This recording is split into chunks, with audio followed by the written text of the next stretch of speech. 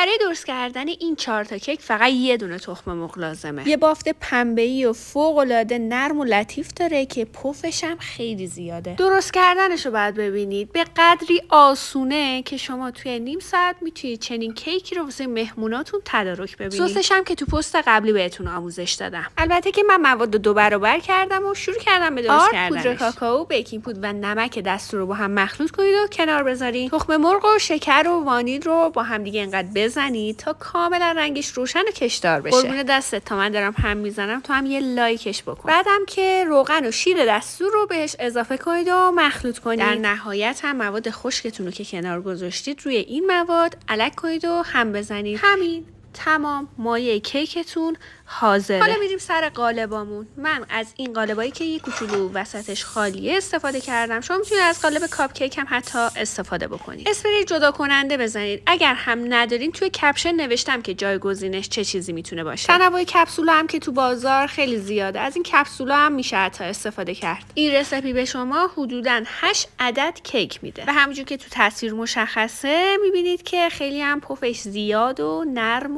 و بی نهایت خوشمزه هم هست. من این کیک رو به عنوان دسر توی بشقاب‌های تک نفره سروش کردم و همینجور که میبینید با این سس بی نهایت خوشمزه که توی پست قبلی بهتون آموزش دادم روشو گارنیش کردم و یه طعم بی‌نظیر شکلاتی بهتون میده. هم آسونه، هم خوشمزه است، هم خوشگله، اصلا همه چی تمومه. خلاصه که اگه تا الان منو فالو نکردی بیا یه سر به پیجم بزن، شاید خوشت اومد، از پست قبلی دیدم بکن و بعد منو فالو کن.